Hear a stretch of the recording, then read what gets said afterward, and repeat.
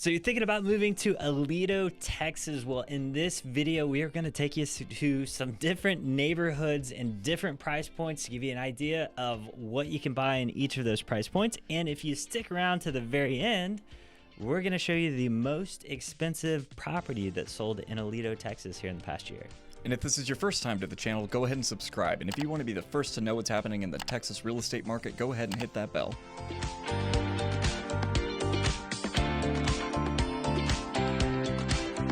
Welcome to the channel. This is everything about Fort Worth and Dallas, Texas. If you're looking to move here, real estate, check out the podcast if you just want to know what's going on in general. My name is Tom Jung. And I'm Jack Lisenby. And we are your local Dallas-Fort Worth real estate agents. If you are thinking about moving, buying, or selling, please don't hesitate to reach out to us. We get phone calls every day from folks just like you. And don't hesitate to text, email, Smoke signal, Morse code, pigeon semaphore. Carrier, whatever. We're here. But yeah, Aledo, Texas. So if you didn't catch our other video, we have a pro-con video out where we go into a little bit of detail on everything there is about Aledo. And then also, we always ask if you are from Aledo and watching this to keep us in check. Let us know your pros and cons, what neighborhood you live in, what you like about it, what you don't like about it. So that way you can help other folks that are looking to move to the area. But anyways, Aledo, just a brief overview. Yeah, cute little town away from the hustle of the city. So Yep. It's on the southwest side of Fort Worth, more west than south. And generally great schools. South, great schools, good football program. I learned something new that day. A-rated schools, so can't go wrong. And it's very rural. There's not much as in terms of shopping and that kind of thing. So The downside is you're going to have to drive into Fort Worth more than likely if you want to get that, unique experience. I don't know. Yeah, that mall shopping experience. Yeah, so... but anyways, this video is all about houses and how far your money goes and what it gets you. So we're going to kick it off with, first of all, most of the homes here, you're going to be in the high 300s just to get into Aledo. And a big driver for that has been their schools. And also a lot of the properties are not your cookie cutter subdivisions. No. So a lot of times you're getting more land. And so even like there's some older houses out there, but almost all of them are on like an acre or more. So for that reason, you just don't see a lot of homes that are, in that 300 price range. So that being said, we're going to kick it off 400,000. So if your budget's kind of around that 400,000 mark or in the fours, there are going to be a few options for you. And these are more than likely going to be the cookie cutter subdivisions. Morningstar is a very popular subdivision. And it is, I think those homes started going up around 2016. Don't quote me on that. But they're still being built out there. So it's a giant subdivision, and there's been a bunch of different builders in there. I think they had 5 or 6 at one point. I think they may be down to like 1 or 2 that are still building.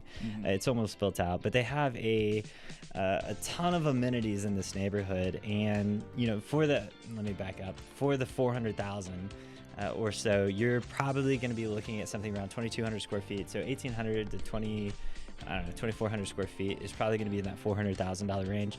They do go up to about 600,000. On the higher end, if you're looking at something that's like, newer or, like brand new or 3,000 square feet, something like that. But as far as amenities go, they have a dog park, they've got a neighborhood garden, they've got a community event center, they have basketball courts, tennis courts, they have these ponds out in front. I don't know if you can fish out of them, if you can try it.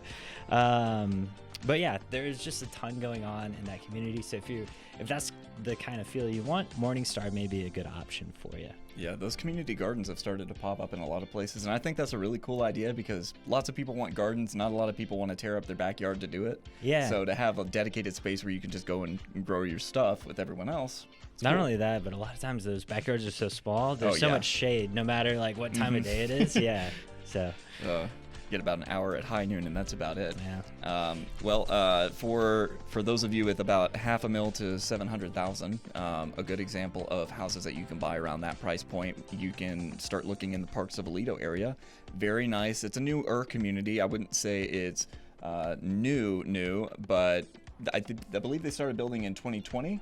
So they do still have like new houses. A lot of it is still pre-owned though. I think if they do still have new houses that they're building, it's just onesies and twosies.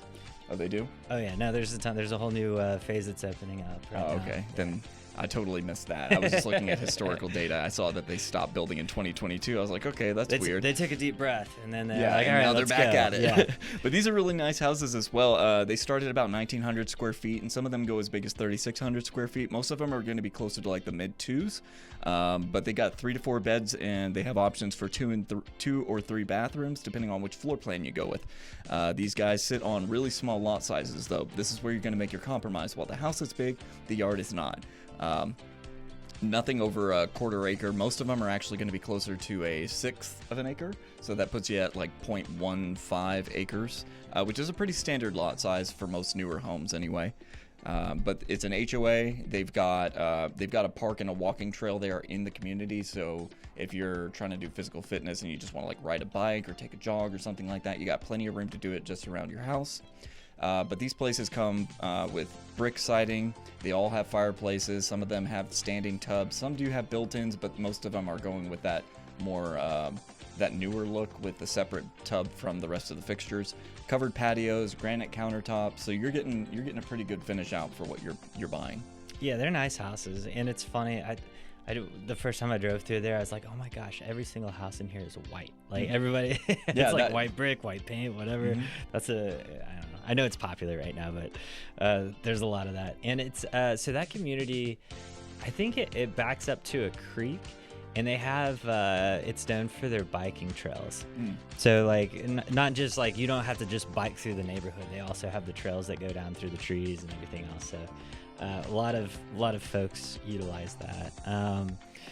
Yeah. Okay. So now we're getting into $700,000 to $900,000. This is when, basically all of your stuff's going to come on some land if you're spending this kind of money. So a good example of this is McDavid Springs. These are homes that were built. A lot of them were built back around 2010. Some of them are a little bit newer. I think all the way up to 2019. And these do range quite a bit in size, but for that $700,000 to $900,000 range, you're probably going to have a house that's around 3,000 square feet. More than likely, or in the 3,000s, I should say. And it's more than likely going to have a pool. You're going to be on at least an acre. These lots go up to, I think, 3.6 acres. And you're going to have, these are all going to be like custom type homes. They're going to have the high ceilings, like they're going to be very nice finish outs, crown molding, all of that kind of stuff. So that is a great option. Now, to contrast this, there's also a community called Walsh, which is very popular. We've got videos on Walsh as well, and I think there's somewhere we talk about the amenities. So Walsh is a master plan community, just incredibly massive, and they would cover the entire price range really, because they have townhomes that are in the 400s, and then they go up to well over $1 million. So the thing that's the big draw to Walsh, well, there's a couple. Number one, it's got like the highest speed internet that you can get in the area. Yeah, didn't they like lay the groundwork with Google Fiber or something like that? Yeah. So if you're somebody that works from home and you have to have a good connection, that's a huge draw. And then they have like all the amenities you could possibly think of. So they have a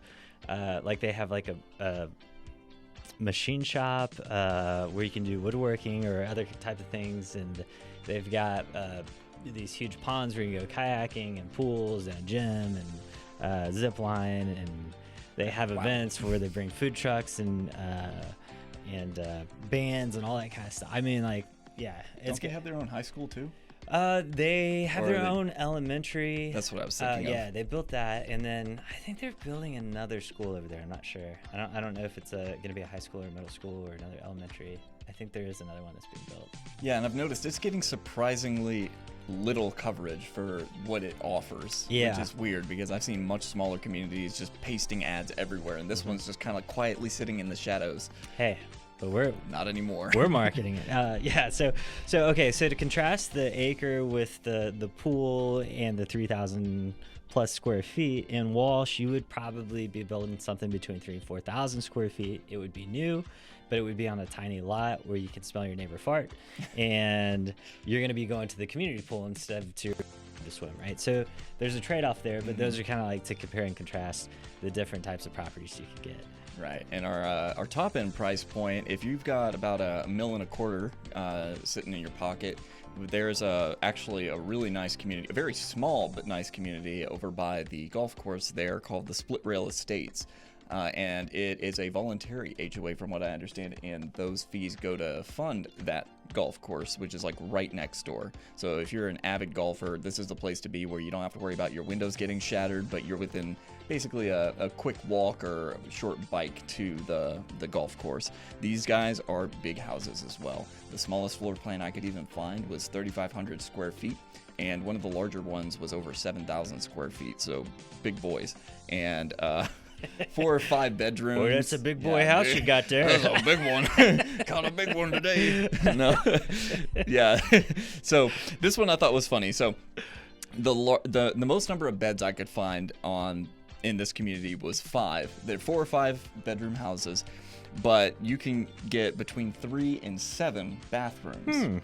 And oddly enough, the one with 7,500 square feet did not have 7 bathrooms. Really? It was one with like 5,000 some odd square feet. So it's like a bathroom within, arm's length of another one. Wow. Is what I imagine. I don't know. These are fully custom houses, by the way. So one is very different from the other. They're close enough in aesthetics on the outside that they meld together really well in the neighborhood itself. The neighborhood's really open. You have really big front yards, lots of trees and things like that. So it feels like you're just kind of driving through the country and you're seeing houses along the way as opposed to being in a neighborhood. But you're also close enough that you can walk down to your neighbors to grab a cup of sugar. Nobody does that anymore. I just know it's a saying. If somebody knocks on my door and asks for a cup of sugar, I'm going to tell them to go to Walmart. But these guys are really nice as well. They sit on a ½ acre, some of them up to 2.5 acres. So you're getting a big lot no matter what, even with some of the smaller houses. They all have pools, stone and brick facades.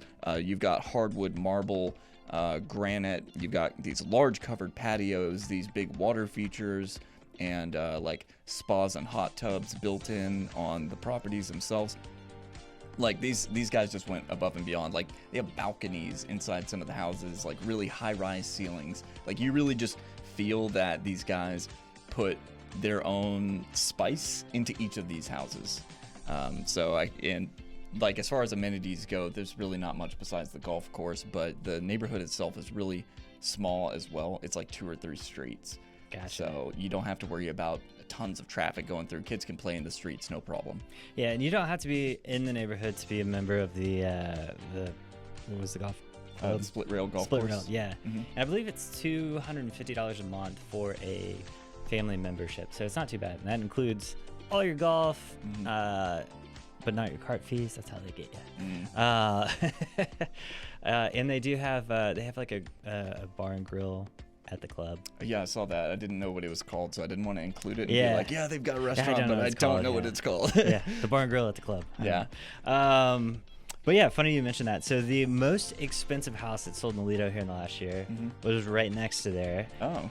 It was on 10 acres of land. Wow. Yeah, and 5,000 square feet, 5 bedroom, 5.5 bathroom. I mean, that's respectable. Yeah. And a 3-car garage. Now, the nice thing about this property is it also had a pool and a hot tub and an aquarium. Yeah. Yeah. As if you didn't have enough water outside your house. Right. You got to have some in. I should have led with that. But yeah, no, you walk in the atrium, there's like they have this circular aquarium. Oh, wow. Yeah, and I was like, oh, that's actually really cool. Yeah. I bet you the maintenance is a nightmare, but still. How much did this one sell for? $2.2 million. Wow. So, yeah, I would have thought it would have been more expensive in Aledo. Like, we would have found something more expensive. I feel like a lot of these bigger houses in Aledo were there a while ago. Like, there are some, but, like, most are, like, early 2000s, late 90s time frame. So I feel like this was, like, the breakaway wave that just kind of settled down before everything got super, super expensive. Yeah. And this house was built in 2016, I'm pretty sure. And they also had a workshop and a temperature-controlled barn. Ooh. I don't know what kind of livestock you're raising, but yeah, to have a temperature regulated barn. Those horses are living better than me. My AC just went out. Yeah. Dang. But yeah, beautiful property. Aledo is a great place to live. And you have anything else to add? No, just a great spot. Yeah, really lots of options. So if you are interested in moving to this area, we'd love to work with you. So as always, if you're looking to buy or sell, remember to keep calm. Call Tom.